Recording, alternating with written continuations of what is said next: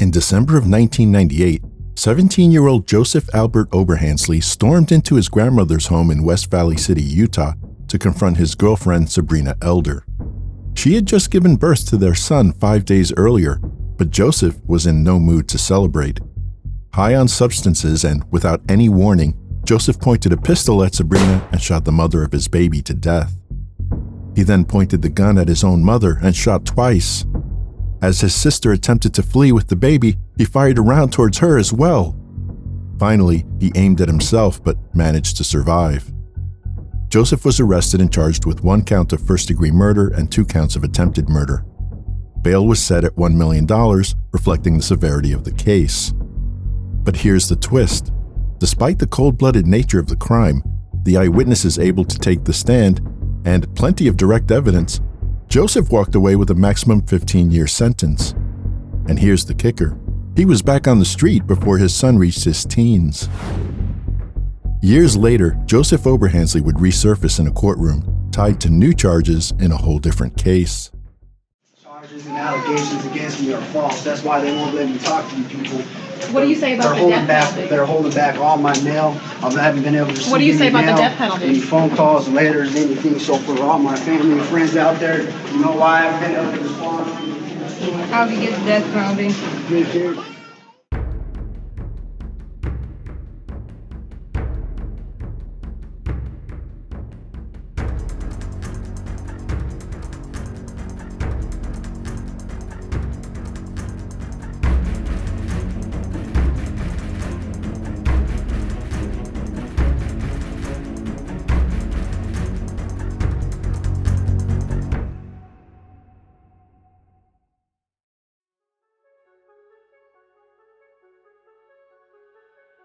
Joseph Oberhansley was born on March 29, 1981, and grew up in West Valley City, a quiet suburb in Salt Lake County, Utah.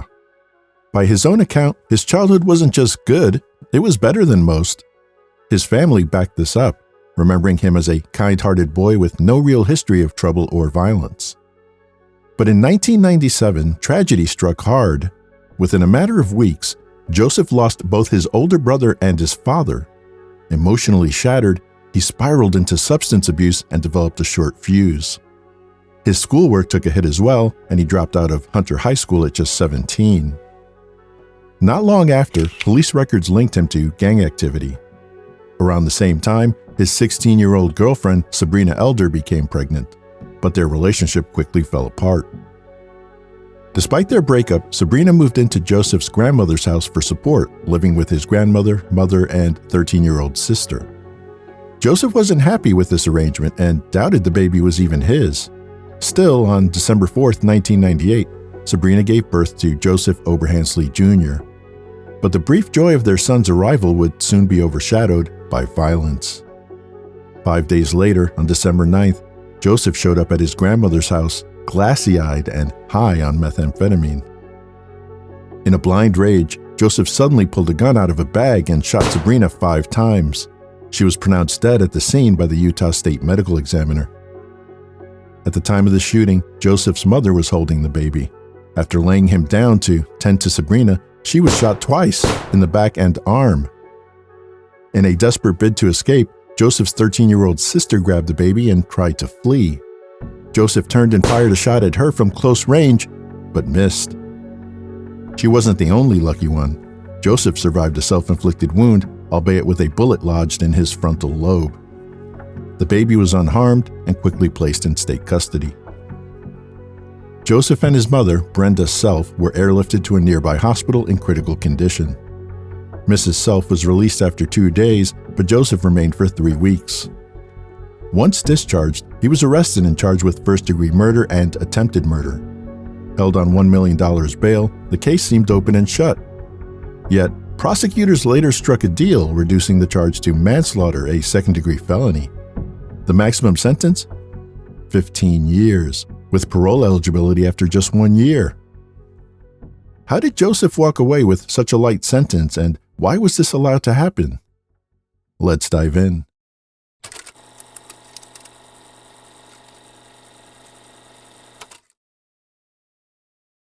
Prosecutors initially charged Joseph with first-degree murder and 2 counts of attempted murder, but the case weakened when his family refused to testify. The defense raised mitigating factors, including claiming that his head wound was actually a beneficial injury that could result in him becoming a calmer, less aggressive person. They also argued diminished responsibility due to drug use and stress from his family's deaths. Given these factors, the state accepted a plea deal, reducing the charge to manslaughter, a second-degree felony carrying up to 15 years in prison, and a $10,000 fine.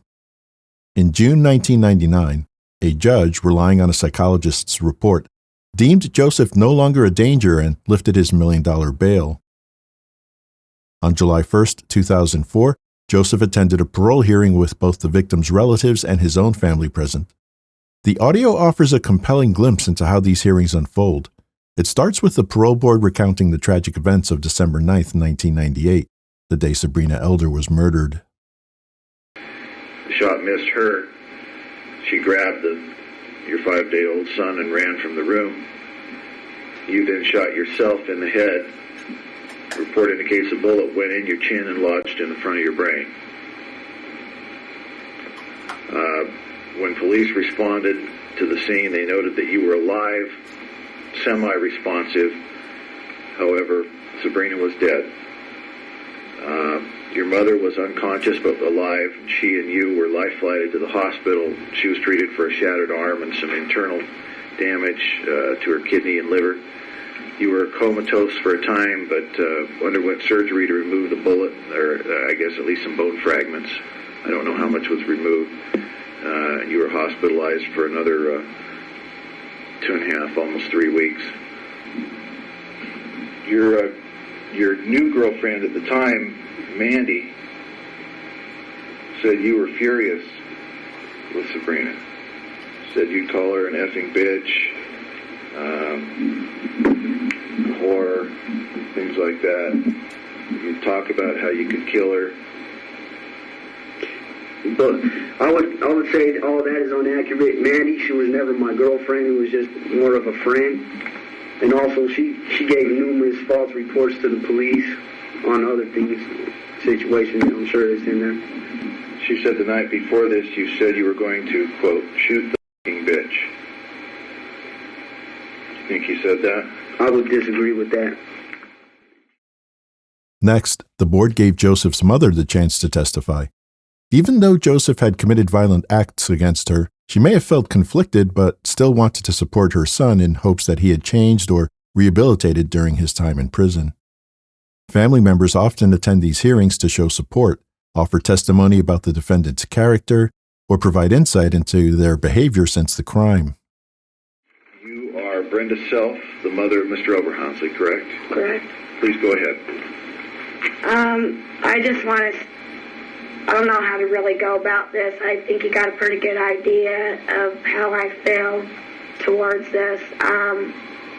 But I do believe that Joseph did not intentionally have this planned. I think the drugs had a lot to do with it. And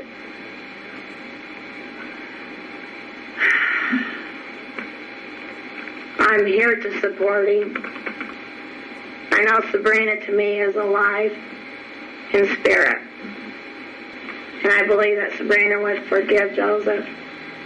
Truly, I do. Next up, one of Sabrina's relatives spoke, his voice steady but laced with raw emotion, determined to sway the parole board. Every word was a plea for justice, a desperate attempt to keep the man who shattered their family from being released back into the world. My name is Sabrina's uncle. Thank you. We didn't get to say much we didn't get to say nothing at the hearings or nothing. But I want you guys to know before you make your decision on this parole what effect it's had on our lives. My dad, myself, everybody who loved her. It has torn his family apart. The happiness is always shrouded by, well, you remember when you remember this. And we love to see where old Sabrina is and well, she's no longer with us. And present her crime, and intense as it was, we feel that a 5 to 15 year sentence wasn't enough to begin with, but even to consider parole for 5 years is just, I don't know, asinine. I'm not trying to tear the state apart, but we just, we're not ready. And there's a lot of anger, there's a lot of hurt, and we feel violated still. And she never had a chance to be a mother. I think it's too soon. Appreciate you taking the time to come down here today. Thank you very much. The hearing concluded with a Q&A session between Joseph and the board. Some of Joseph's responses raised concerns with one of the members.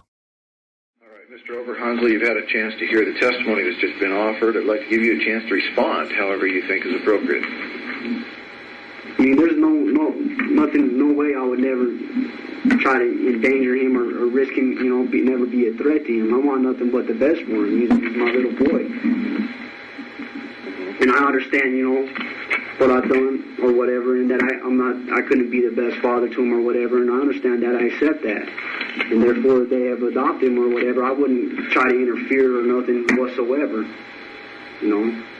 But I would like to, if I got out and established myself and had my life on the right track, and became successful, starting my own business and got my own place or whatever, maybe when he's old enough to let him make the decision on his own if he would want to meet me. And one other thing I would like to mention is I received a letter today from, I guess that you guys just recently received yourself, from my cousin. Go ahead, I was going to ask you about that. In which she states, and for me to be truthfully, totally honest, you guys have the phone records or whatever, you guys could pull it up and see. I've never spoken with her on the phone, a conversation with her since I've been incarcerated. To tell you the truth, I don't even really know her that well. And then she refers to, I have some tattoo. I have no such tattoo either. And then just where she states that. Okay, well, let's put it on the record if I can find it here and give you a chance to. She says, she talks about how she doesn't think you ought to get out. She says, the reason I feel this way, besides the obvious fact that he killed Sabrina, is because he is not sorry for what he has done. I know this because of several incidents. The first is the tattoo that he got while in prison. It reads, "Evil thoughts, murderous deeds." Now you're saying you have no such tattoo. I have no such tattoo, sir. Another incident happened one day when I was visiting my grandmother. Joseph called my grandmother on the phone, and she handed the phone to me and said, "Here, talk to him." I started talking to him, asking questions like, "What have you been doing?" He answered, "Lifting weights. I'm getting really big."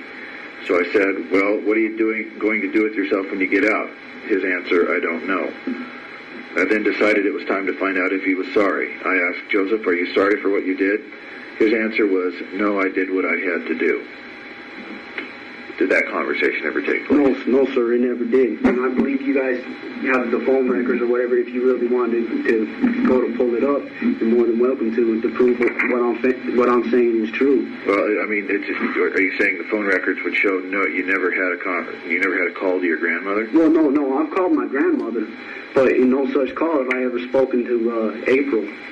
I have not spoken to her since before this crime has ever taken place.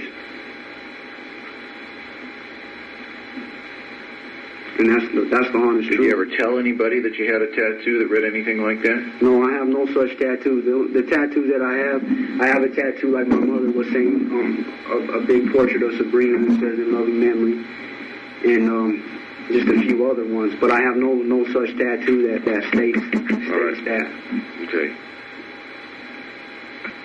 I think we've touched on all the points that I wanted to ask you about. What else would you like to say here today? I would just like to say, I'm sure you guys already know from the letters you've received from me, but I'd like to stress the fact on how remorseful and regretful I really am for this crime.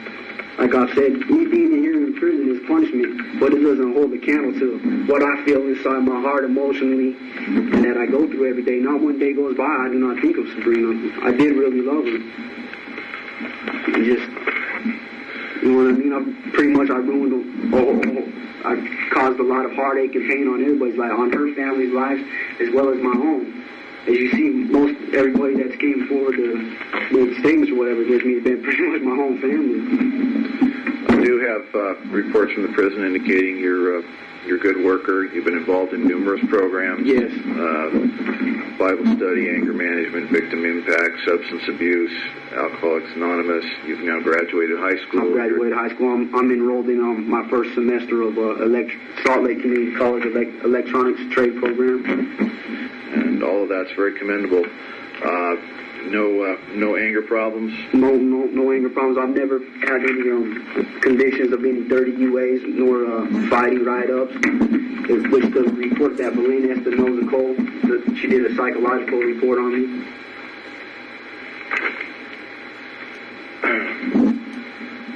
I'm told that there is, in fact, a tattoo on your back that says murderous deeds. True or false? On my back, that is true, but not the rest of whatever that says.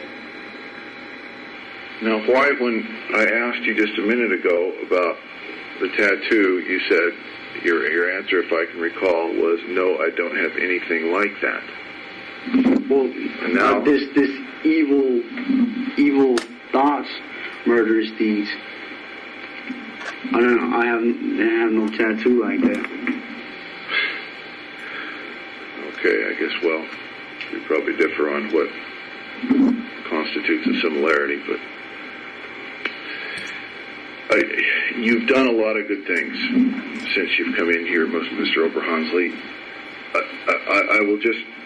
I don't know what the board decision is going to be. That we make our decisions by a majority vote of 5 board members, so I'm going to have to take your file back and share it with the others, and we'll notify you of that by mail in a few weeks.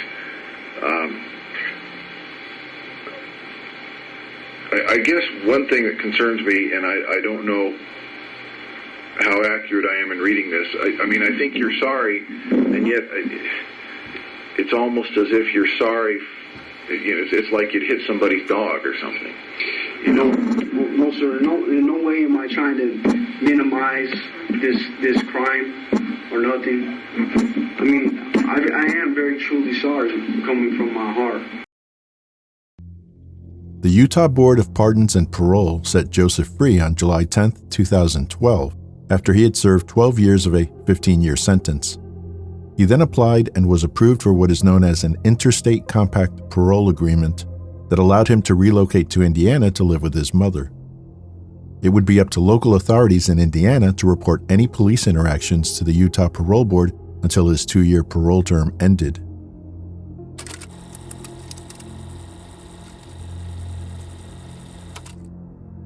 During his time in Indiana, Joseph's mental health issues and legal troubles only deepened.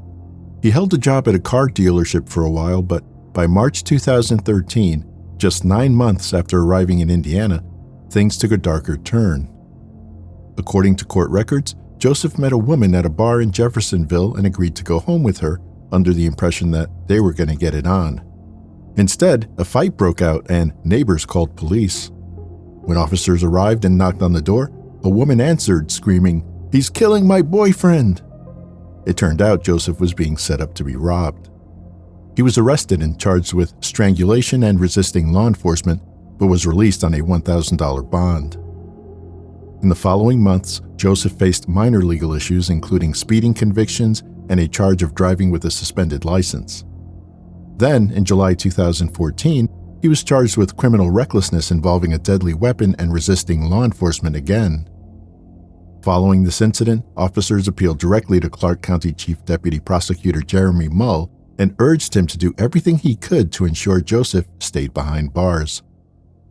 Police came to Mull and asked him to personally make sure that Oberhansley stayed behind bars. Mull had his bond set at $25,000 cash, but he didn't stay locked up for long. Unknown to me, sometime after he was arrested on that warrant and kept in jail on that bond was reduced without my knowledge or my approval, and he was released from jail. Mull says another prosecutor cut a deal with defense attorneys, reducing Oberhansley's bond dramatically, making it possible for him to get out. I will tell you that I'm devastated that he was released from jail. It was my opinion from the beginning that he needed to stay in jail. That's why I asked for this high cash bond. And when I go in and say this guy's dangerous, he needs to be in jail, and he's put in jail, and then I move on to another case, and somebody lets him go, very dangerous things can happen. Prosecutor Mull's claim holds up. The attorney who approved Joseph's reduced bond left office weeks later to move into private practice. Before leaving, the bond was significantly cut from $25,000 cash only to $5,000 cash or surety, an amount small enough for Joseph to scrape together the $500 needed for bail. Indiana was supposed to notify Utah of any police encounters, but there were conflicting claims regarding whether these reports were sent. Utah authorities stated they were unaware of any incidents, while Indiana officials maintained they had reported everything. In any event, Joseph was now free, and through his mother, he would eventually cross paths with his next victim.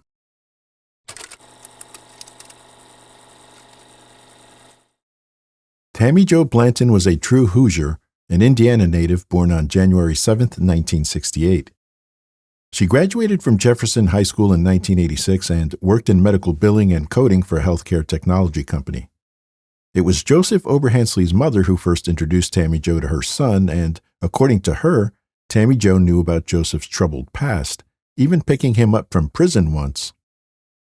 Their relationship started fast, with the couple seeming happy at first. Joseph moved into Tammy Jo's house, but that's when Tammy Jo began to notice disturbing signs. He would fly into a rage over trivial things, which frightened her. Her friends had been suspicious of Joseph from the start. They Googled his name and discovered the chilling details of Sabrina Elder's murder. Alarmed, they immediately warned Tammy Jo. She took their concerns seriously, acknowledging that she knew he had a past, but explaining that Joseph had been vague about the specifics, simply telling her he did something wrong as a teenager. It seemed like ancient history to Tammy Jo. She planned to confront him about it that upcoming weekend, but she had no idea of the horror that would unfold.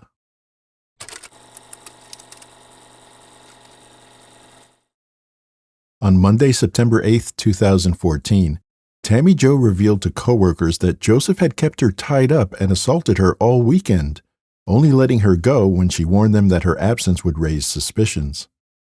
Afraid to return home, she arranged to stay with a friend. 2 days later, Tammy Jo texted Joseph, firmly ending their relationship. "I just wanted you to know I won't be home. No one, and I mean no one, gets to terrify me like you did on Sunday. I will never forget it as long as I live." Joseph replied, trying to downplay the incident. "Baby, we had a great dinner Saturday. Don't let the negative enter your mind. You are my soulmate. Come to me, please. Come home. Talk to me, baby." Tammy Jo stood her ground. "You can choose to be in denial about what happened Saturday into Sunday. I won't be in denial." She threatened to press charges if he didn't leave. That evening, Tammy Jo returned home with her father and a male friend. They changed the locks and barricaded the doors with furniture. Knowing Joseph, she felt uneasy. Before bed, she texted her friends, "At the end of the day, I'm taking my life back. No one will take me down." Sadly, Tammy Jo and Joseph would meet one last time.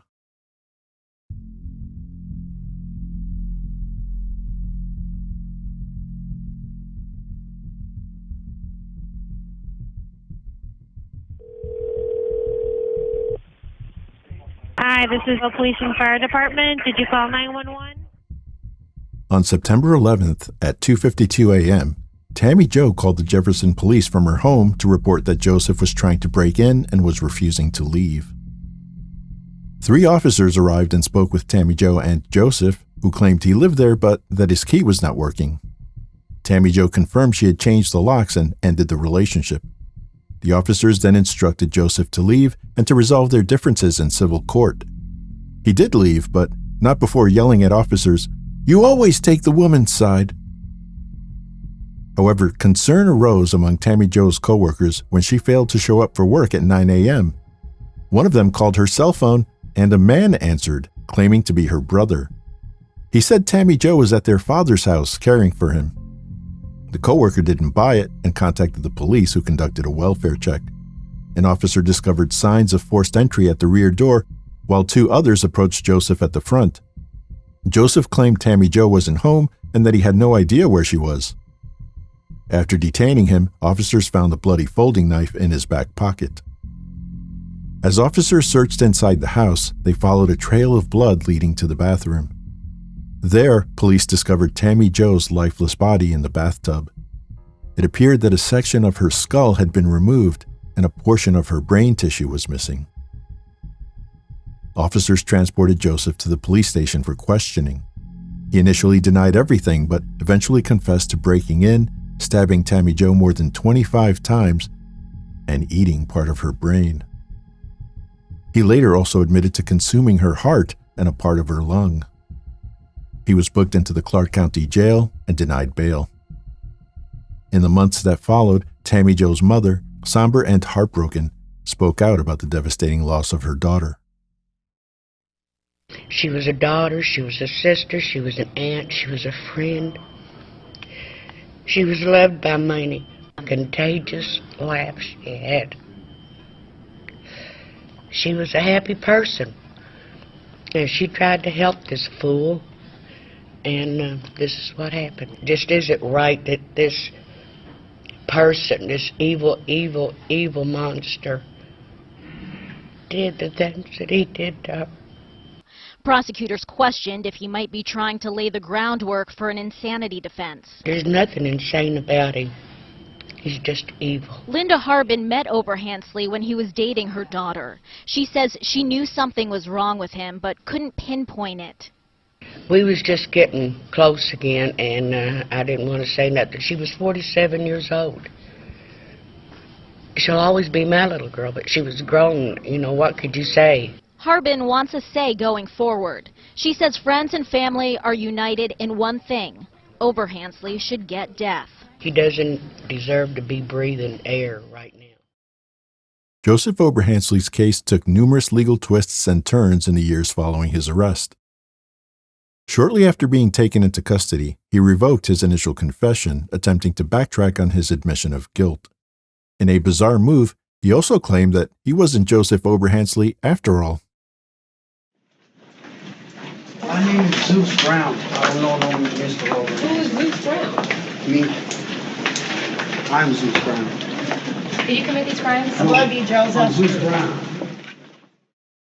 In 2017, Joseph Oberhansley was declared unfit for trial and sent to a psychiatric hospital. By November 2018, he was deemed competent. Before the trial began, prosecutors withdrew their request for the death penalty, citing the high likelihood that Joseph's alleged mental health issues could result in a reversal of a guilty verdict. The trial began in 2019, but after presenting their evidence, the jury failed to reach a unanimous verdict and the judge declared a mistrial. The prosecutor chose to retry the case, and after further legal delays, a jury finally convicted Joseph in September 2020 of first-degree murder and burglary. He was sentenced to life without the possibility of parole and is currently serving his sentence at the Newcastle Psychiatric Unit. Afterward, the prosecution and defense reflected on the long, challenging case in interviews with local media. Joe's very distraught, obviously. Throughout the trial, Joe thought things were going well, as did we. Joe thought he'd be acquitted, and he wasn't. So at this time, he's taking it very hard, and I think that's understandable. Now, just moments after speaking with Bateau, Clark County prosecutor Jeremy Mull left the courthouse. Outside, a close friend of the victim waiting on him to embrace him and say thank you, telling WLKY they faced many obstacles together over the past 6 years, but praising Mull for never giving up. That is something she says she will always be grateful for. Now, Mull said he was determined to get justice not only for the victim, Tammy Blanton, but for those friends and family. This was something that I intended to see through, and to make sure that this man was held accountable for his actions. He was brought to justice, and he was removed from the streets. And so today that happened.